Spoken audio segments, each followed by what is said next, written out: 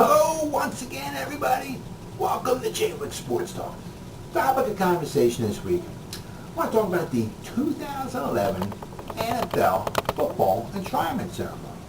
7 players went into the Professional Football Hall of Fame. I just want to talk a little bit about each one. I want to start off with Richard Dent. Richard Dent played for 15 seasons, 203 games altogether, and played for 4 different teams. Selected by the Chicago Bears in the 8th round of the 1983 NFL Draft. He became a starter on the Chicago Bears defensive front in 1984. And that started a string of him. With 8 out of the next 10 seasons, he recorded 10 or more quarterback sacks. 2 times in his career, he got 4.5 sacks in a game. Both times were against the Raiders in 1984 and 1987. He was certainly one of the dominating forces behind the 1985 Chicago Bears defense. Obviously, extremely arguably, without a shadow of a doubt, one of the greatest defenses of all time, 1985 Chicago Bears defense. And at the time of his retirement, he had 137.5 career sacks, which at the time of his retirement placed him 3rd all time. Next, I'd like to talk about Marshall Faulk. Played 12 NFL seasons. First 5 with the Indianapolis Colts, and the last 7 of his career, from 1999 to 2005, he played with the St. Louis Rams. He was in the backfield when Peyton Manning broke into the NFL with the Indianapolis Colts. He was selected by the Colts, 2nd player taken overall in the 1st round of the 1994 NFL Draft. And in his pro debut, he ran for 143 yards and 3 touchdowns. And in 1999, he became the 2nd player in NFL history to amass 1,000 yards rushing and 1,000 yards receiving in the same season. Roger Craig was the first. And after that season was over with, Marshall Faulk had a then record 2,429 yards from scrimmage. Since been broken, but at that time it was a record. He was the NFL Offensive Player of the Year in 99, 2000, and 2001. He was the NFL MVP in the 2000 season when, at that time, since been broken, he had an NFL record 26 total touchdowns, 18 by rushing. Next, I'd like to talk about Chris Hamburger, the linebacker from the Washington Redskins. Played 14 seasons from the Washington Redskins, and he played 187 games from 1965 to 1978. He was selected in the 18th round. Are you kidding me? By the Washington Redskins in the 1965 NFL Draft. He was selected all NFL first team 4 times in a 5-year span from 1972 to 1976. He was voted to 9 Pro Bowls, and at the time of his retirement, he had an NFL record of returning 3 fumbles for touchdowns. He also had the distinct, pleasure, if you want, to play under 2 of the greatest coaches of all time. 1969, Vince Lombardi came over from the Packers after the 68 season. In 1969, Vince Lombardi was the head coach of the Washington Redskins for only 1 year. He was supposed to be a coach for a longer period of time, but however, he died of stomach cancer in 1970, just before the 1970 season had started. But Vince Lombardi was there for the 1969 season, and he directed the Redskins to a 7-win, 6-loss, and 1-tie season.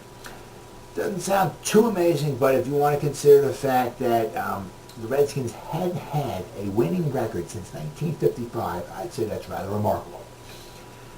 1971 to 1977, George Allen was the coach of the Washington Redskins. George Allen went to 1 Super Bowl, never won any championships, but George Allen was an absolutely remarkable head coach. He's also the only coach in NFL history to coach for 10 years without having a losing record. He coached the Los Angeles Rams for 5 years, from 66 to 1970. 1971 to 77, he coached the Washington Redskins. Not once did he have a losing record. Next, I'd like to talk about Les Richter, the linebacker for the Los Angeles Rams. Les played 9 seasons for the Los Angeles Rams from 1954 to 1962, and he played a grand total of 112 games. He was selected by the New York Yanks, second player taken overall in the first round, obviously, of the 1952 NFL Draft. 2 days after the draft was over, the New York Yanks folded. The rights to Les Richter were given to the then expansion team, Dallas Texans. Dallas Texans had a rather pitiful year.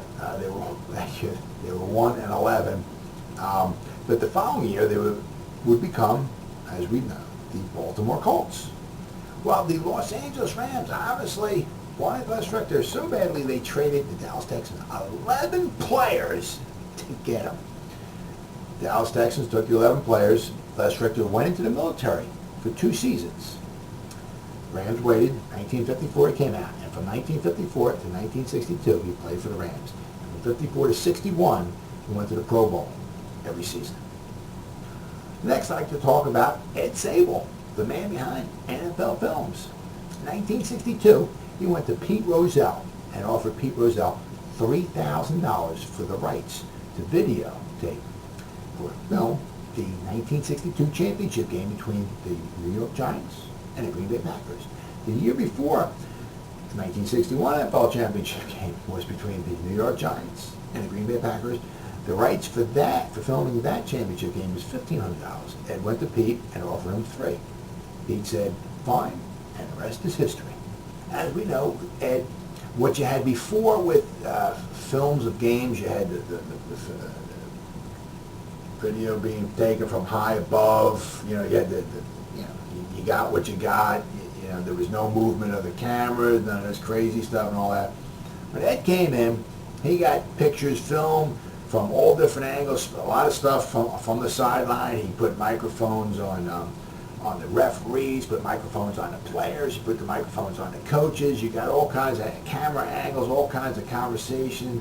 Absolutely phenomenal. He also came out with obviously like the NFL bloopers, extremely popular movies. You can't go through the NFL history without thinking about NFL films. Next, I'd like to talk about prime time. Deion Sanders. Deion Sanders played for 5 different teams. Atlanta Falcons, Washington Redskins, Dallas Cowboys, San Francisco 49ers, and the Baltimore Ravens. Selected by the Atlanta Falcons, first round, 5th player taken overall in the 1989 NFL Draft. And his NFL debut, he returned a punt 68 yards for a touchdown. Throughout his career, he returned 6 punts for touchdowns. He returned 3 kickoffs for touchdowns, and he returned 9 interceptions for touchdowns. Absolutely remarkable. All in all, during his career, he intercepted 53 balls, which is rather impressive. It's not the most of all time. Actually, it's not even close to the most of all time. But if you consider, he became a shutdown corner. And obviously, you can't pick off any passes if they don't throw the ball your way. So for him to intercept 53 balls is rather remarkable.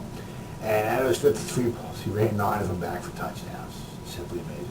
He was also selected to 8 Pro Bowls.